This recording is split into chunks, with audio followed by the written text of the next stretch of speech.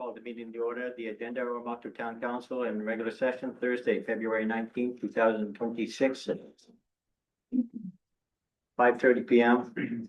at the Oromocto Municipal Building. I'll call for a mover for approval of the agenda. Councillor Whalen, seconder, Deputy Mayor Mawini. Questions? All in favor? Contrary? Motion carried. There's no disclosure of interest.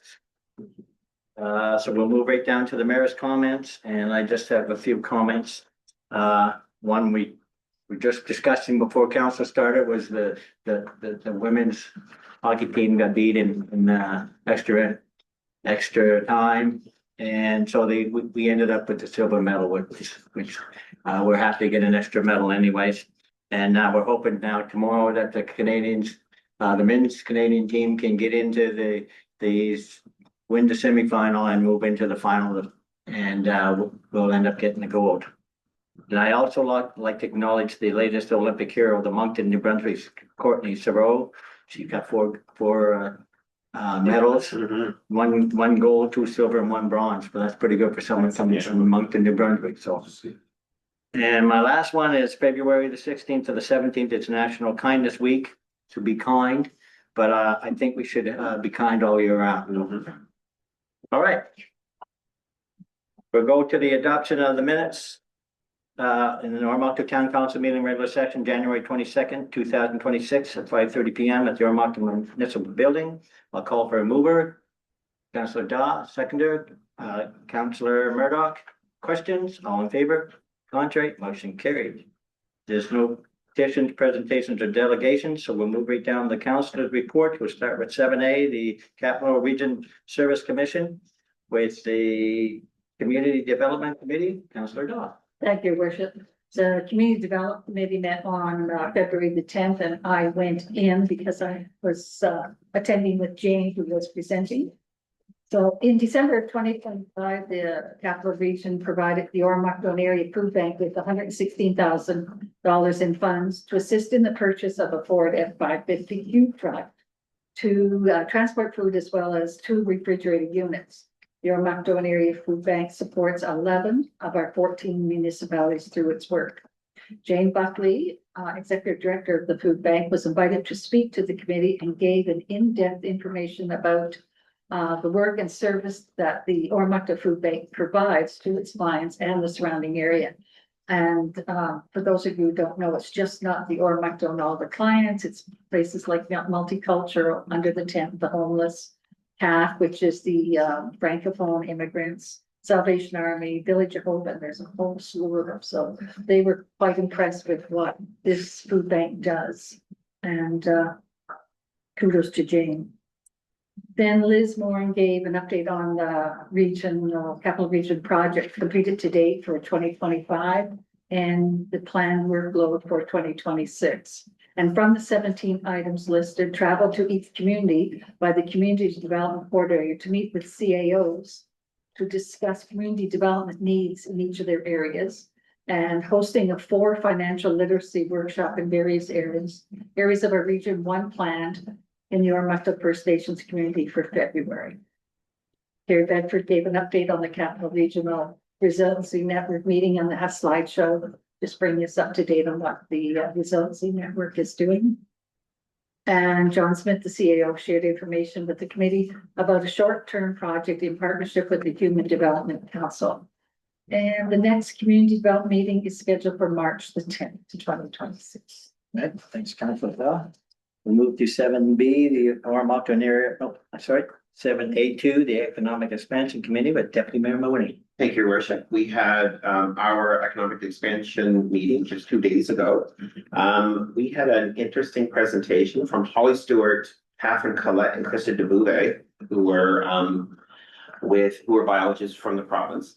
And the whole focus of the presentation was on invasive species and its impact on the tourism industry within the province. And one of the things they talked about is that it's things that people don't often think about, and they often will contaminate waterways inadvertently, either by not cleaning their boats and coming from other provinces, other areas, and they can inadvertently ruin the local ecosystems. So they were saying that basically they were encouraging all municipalities and areas to become involved, even in a small way of providing promotion through signage close to your waterways about just being mindful and careful that if you have come from other areas, to make sure that there isn't something attached to your boat like a zebra mussel or something like that that can easily multiply once it gets into the system. So it was kind of an interesting presentation in terms of you often don't think about the spin-off effects of your inadvertent actions. So it was an interesting presentation, and our next meeting will be in March. Yeah, we had that presentation before, and the thing is, once an invasive species gets there, it's hard to get rid of them, and it'll kill whatever's there that used to be good, or not last. Which is exactly what they said, and they really put a lot of attention on the prevention part. Perfect. Thanks, Stephanie Mayor. We'll move now to 7A3, which is not on your list, but that's my list, and it's maybe a long one, but Capital Region Service Commission met the 26th of January. It was a governance oversight committee, and it was a fourth quarter report on a Zoom meeting, and it was discussing the CEO, Don Smith, and how we progress. We do it 4 times a year, kind of evaluate it. And then on the 26th of January, at 12 o'clock, we had an audit committee meeting. And then on the 3rd of February, we had our annual general meeting, or monthly general meeting. And we met at 5 p.m. for supper, a group supper, and then we had a 6:30 meeting. Then on the 4th of February, we had a Zoom meeting at 6 o'clock at the public safety meeting. And then first it was the RCMP quarterly, second and third quarterly report. And then we had a report on the Safer Communities report. Jeff LaFrance came to speak, and he's with the Neighborhood Watch, a new concept that's out, and this is our second year, and it's called SCAN. And it comes from the Department of Public Safety. It's about neighborhood investments or investigations. And if you recall, when they had that house in Lincoln with all the trouble and the crime and everything, and that's what it started from in New Brunswick. There's only 6 provinces right now are doing it, and New Brunswick one of them. And what they do is an investigation unit. If you're a neighbor and you see a lot of cars coming and going every different hours of the day and night, or your house, all of a sudden they take the doors off and they put metal doors and they put bars on the roofs and all this stuff. Then you think it's suspicious. What you do is call the SCAN. They call the RCMP. The RCMP will go, investigate and check on the neighbors, find out if they're not renters or owners. And then what they do is they will check to see if they're not drug dealers, or they're not making drugs, or they got kids in there, all these things that you can do with crime, or even if it's bike gangs, they'll go investigate them all and see how they got. So far, I have a list. There's 23 files open in the province right now, and there's one in Moncton there's 3 in Moncton and the one in Lincoln that they've come down and closed up already, and they're checking into 24 more of them. So it's working. So if you see that, and the thing is, if you call in, they take your number or in your name and where you live, but they don't disclose it. And the judges and the province, if they go to court and they try to defend themselves, they can't use your name and being a witness. So it's a safe thing, so you're protected by it. It's starting to work. So, okay. Then on the 5th of February, we met at 12 o'clock, and there was a public safety committee, and that was to talk about the public safety meeting the night before. And then on February the 4th, we went at 1 o'clock, we went to the New Brunswick legislature, and we had a minister, and I can't remember his name now, and two people that are representing the system mind. It's owned by Stanley. So they set it all up and it's been sitting dormant, but now they're starting to open it up again. So they come to the service commission to meet and try to persuade us to write letters and everything to get this going again. And of course, all the local communities out there are dead against it. And plus, if the water, because they make a little mini lake, and what happens is that water gets out into our natural waters. It can go right down to St. John River and the Oromocto River and Grand Lake and everything, and it could be contaminated because they're looking for these special minerals and they have to dig for it. And I don't know, so they're still contemplating that, try to have it stopped. So that's all I have on that. Okay. Now we'll go to number 8, the consideration of bylaws. AA is the third reading by title only of an enactment of proposed bylaw 542, and that's over to the CEO. Thank you, Your Worship. So this is the third reading of bylaw 542, a bylaw respecting the remuneration of the town of Oromocto Council. Read first time by title only 20 January 2026. Read it second time in its entirety 20 January 2026, and read third time by title only for enactment 19 February 2026. All for mover. Councilor Murdoch, secondary, Councilor Dodd, questions? All in favor? Contrary, motion carried. No unfinished business, so we'll move down to 10, the new business. We'll start with the investment management policy.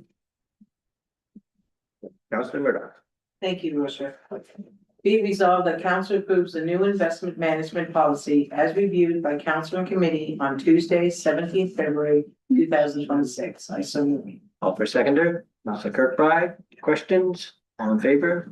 Contrary, motion carried. Move to 10B, the motor purchase of the public works with Councilor Wayne. Thank you, Your Worship. Be resolved that council accepts the sole source quote for Vestas equipment for the purchase of Toro Groundsmaster 4010-B wide area mower in the amount of $163,565 plus interest. Call for seconder. Councilor Victor, questions? All in favor? Contrary, motion carried. Move to the 1-ton truck purchase for the Oromocto Public Works with Councilor Carr. Your Worship, be resolved that the 3 bids received, council authorizes the purchase of a 1-ton truck and dump with motors in the amount of $95,010.90 plus HST ISO. Call for seconder. Deputy Member Winnie, questions? All in favor? Contrary, motion carried. Go to 10D, the lift station pump purchase with Councilor Victor. Thank you, Your Worship.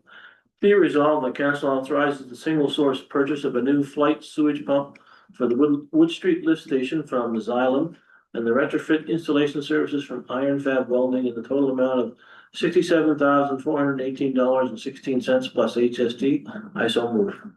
Call for seconder. Councilor Henry, questions? All in favor? Contrary, motion carried.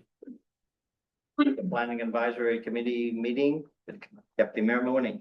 Thank you, Your Worship. Be resolved, the council appoints the following individuals to the Planning Advisory Committee as follows: Linda Patterson to fulfill the remainder of the Tuna Inwar's appointment ending January 1, 2028. Jonathan Cogger to serve a 3-year term ending January 1, 2029. Chris McMorrow to serve a 3-year term ending January 1, 2029. I so move. Call for seconder. Councilor Whalen, questions? All in favor? Contrary, motion carried. And we'll move to the last one, the Small Craft Aquatic Center lease with Councilor Kirkbride. Thank you, Worship. Be it resolved, the council authorizes the mayor and CAO to enter into a lease agreement with York County Cider for the rental of the Small Craft Aquatic Center, reviewed by council committee on 17 February 2026. Call for seconder. Councilor Carr, questions? All in favor? Contrary, motion carried. And I'll call for a mover for adjournment. Councilor Dodd, seconder. Councilor Kirkbride, questions? All in favor? Contrary, motion carried. How do we do?